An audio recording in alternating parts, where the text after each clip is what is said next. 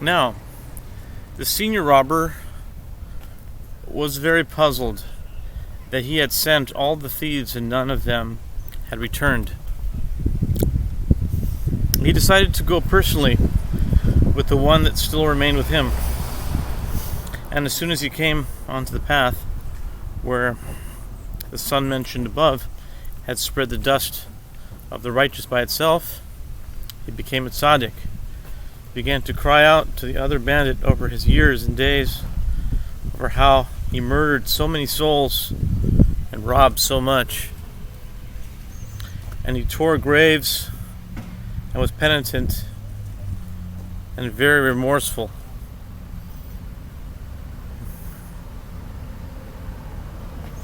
When he, the son who was sitting in the tree, saw he had remorse and was very penitent, he came down from the tree. As soon as the robber noticed a person, he began to cry out, "Woe to me! I have done such and such. Woe!"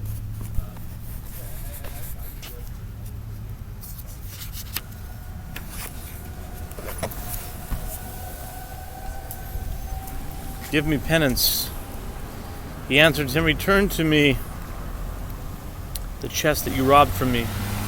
For it was written by them on all the stolen goods when it was stolen and from whom."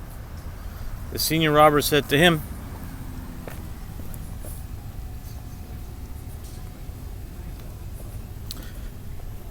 "I will immediately return it to you.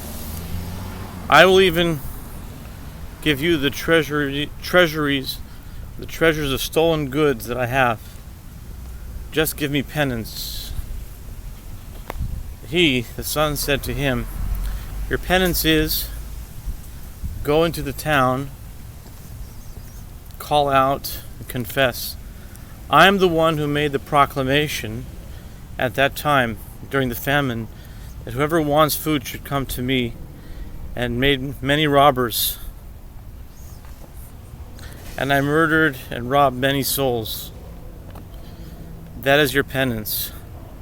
The robber gave him all his treasures and went with him into the city and did so. Judgment was passed in that town that since he had murdered so many souls, he should be hanged, so people would know, meaning so others would be aware.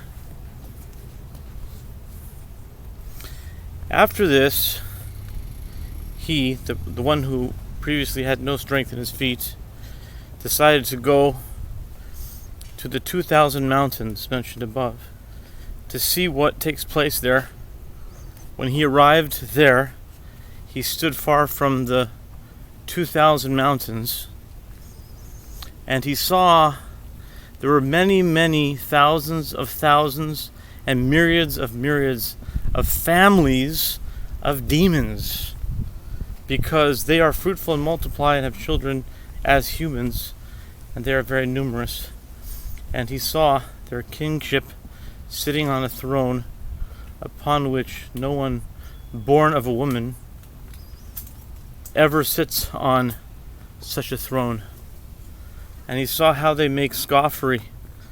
One tells over that he had harmed someone's baby, another tells how he had harmed someone's hand, another tells how he had harmed someone's foot, and other such scoffery. Meanwhile, he noticed the father and mother demon walking and weeping.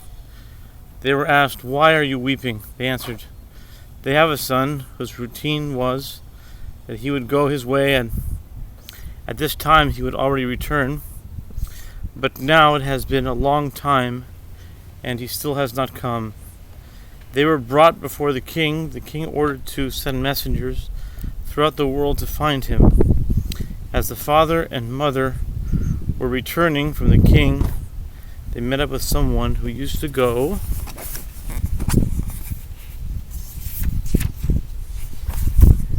together with their son. He asked them, "Why are you weeping?" They told him. He answered them, "I will tell you, being that we had a little island at sea, which was our territory. The king to whom this island belonged went and wanted to build palaces there, and had already laid a foundation. Your son said to me that we should harm him. We went and took away the king's strength. He got involved with doctors, but they could not help him. So he started getting involved with sorcerers. There was one sorcerer who knew his family. He did not know my family, therefore he could not do anything to me. But he knew his family, so he seized him and is torturing him severely.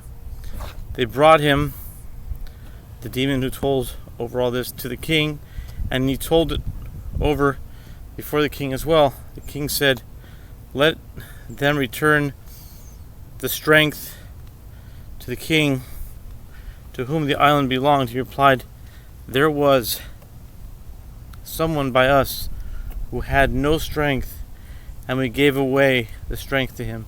The king said the strength should be taken from him and returned to the king.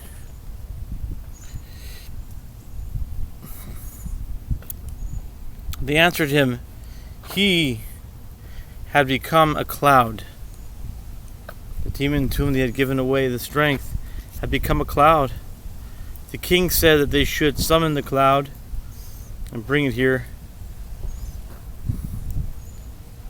They sent a messenger for him. He, namely the one who previously had no strength in his feet, who witnessed all this, decided, "I will go on and see how these people become a cloud."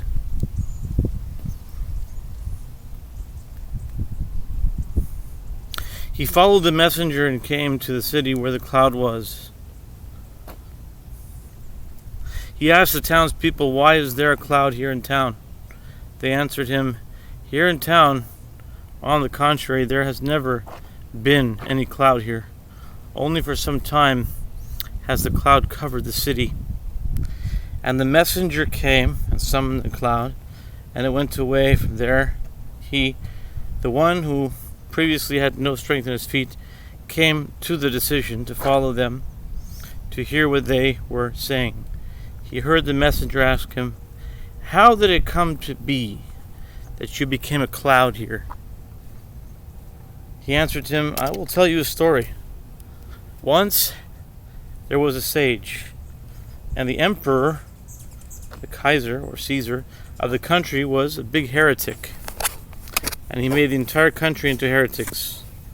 This sage went and summoned his whole family and said to them, 'Surely you see that the emperor is a big heretic and has made the entire country into heretics. And some of our family he has already made into heretics. Therefore, let us set out for the wilderness so that we will be able to remain in our faith in God. Blessed be he.' They agreed on this. The sage uttered a divine name. It brought them to a wilderness. This wilderness did not please him. This wilderness too did not please him. He uttered another name again and took it to another wilderness. This wilderness did please him, and the wilderness was close to the 2,000 mountains mentioned above. The sage went and made a circle around them so that no one would be able to come near them. Now, there is a tree that if it would be watered, none of us would remain. Therefore, some of us stand digging day and night, allowing no water to reach the tree. The other one asked, "Why do they have to stand day and night digging? Once they have dug one time, then the water will be unable to come. It should suffice." He answered him, "Since there are gossipers among us, and these gossipers go and instigate disputes between one king and the other king, and this causes wars, and the wars cause earthquakes, and the earth around the ditches falls in, which allows water to reach the tree. Therefore they must stand constantly and dig. And when there is a new king among us, they make all the shenanigans before him, and they rejoice. One scoffs how he harmed a baby and how the mother mourns over it. Another shows other diablerie. Others similarly many various devilry. And when the king gets into the festivity, he goes and takes a stroll with his ministers and tries to uproot the tree. Because if this tree would not exist at all, it would be very good for us. And the king strengthens his heart very much in order to uproot the tree entirely. When he approaches the tree gives a great shout, so that a great fear falls on him, and he must turn around.